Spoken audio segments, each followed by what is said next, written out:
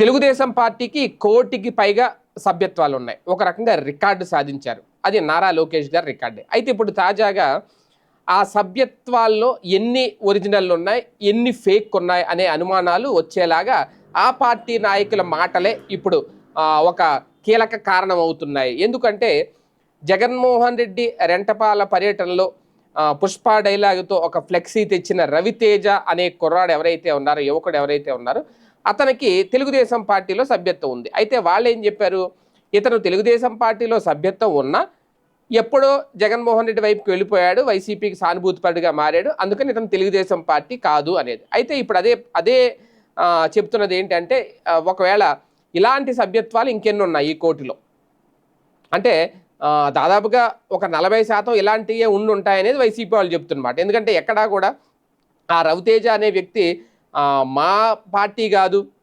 వైసీపీకి సంబంధం లేదు, టీడీపీ కుట్ర చేసి అతను మా మీదకి పంపించిందని జగన్ ఎక్కడా వ్యాఖ్యలు చేయలేదు. తన విధానాలు నచ్చక వచ్చి వాళ్ళనే నరికేస్తానంటూ ఫ్లెక్సీ పట్టుకున్నాడు అని వాడుకున్నారు దాన్ని చాలా తెలివిగా. చాలా తెలివితేటలు ప్రదర్శించారు ఈ విషయంలో జగన్మోహన్ రెడ్డి. అయితే ఇక్కడ ఈ అనుమానం వచ్చేలాగా కూడా చేశారు. అంటే అది ఇప్పుడు ఫేక్ ఒక రకంగా. ఆ కార్డు ఏదైతే ఉందో, సభ్యత్వ నమోదు కార్డు ఏదైతే ఉందో అది ఫేక్. అంటే చాలామంది అలాగని చెప్పి జగన్ మీద సానుభూతి ఉన్న వాళ్ళందరూ తీసుకున్నారా వెళ్ళి టీడీపీ సభ్యత్వం అంటే అందరూ తీసుకోరు, కొందరు తీసుకుంటారేమో. ఎందుకు తీసుకుంటారా కొందరైనా? ఆ కార్డు ఉంటేనే చాలా వరకు సంక్షేమ పథకాలు అందుతాయి, ఆ కార్డు ఉంటేనే ఈ 5 ఏళ్ల పాటు ఏదైనా పనులు జరుగుతాయి అని అనుకున్న వాళ్ళు జగన్ అభిమానులైనా, వైసీపీ వాళ్ళైనా, వైసీపీలో ఉన్న ఆ పనుల కోసం తప్పక తెలుగుదేశం పార్టీ సభ్యత్వం తీసుకోవాల్సి వచ్చింది అనేది కొంతమంది చెబుతున్నమాట. అంటే ఇప్పుడు ఆ కోటి సభ్యత్వాల రికార్డు ఏదైతే ఉందో అందులో మళ్ళీ ఇది మరి ఇప్పుడు ఇలాంటి దాన్ని ఫేక్ సభ్యత్వమే అంటారు. తెలుగుదేశం పార్టీలో నిజమైన కార్యకర్తలని అని చెప్పుకోగలరా వీళ్ళని? ఈ రవితేజ లాంటి వాళ్ళని చెప్పలేరు. అంటే అది ఫేక్ సభ్యత్వం అవుతుంది. అయ్యింది అంటే రేపొద్దున్న ఏంటి పరిస్థితి అనేది.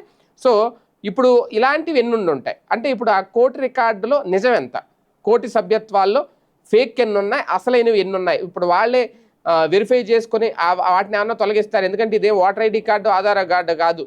ఎందుకంటే ఒకరు పక్క రాష్ట్రంలో ఉండి ఇక్కడ ఉంటే కనుక దాన్ని ఆధార్కి లింక్ చేస్తే ఫేక్ ఏదో ఒరిజినల్ ఏదో తేలిపోద్ది అనేది. ఇక్కడ అలా ఉండదు కదా, అన్ని పార్టీలకు లింక్ చేసుకోవడానికి ఏమి ఉండదు. అందుకని అందులోనూ ఉండొచ్చు సభ్యత్వం, ఇందులోనూ తీసుకోవచ్చు, ఏముంది అందులో.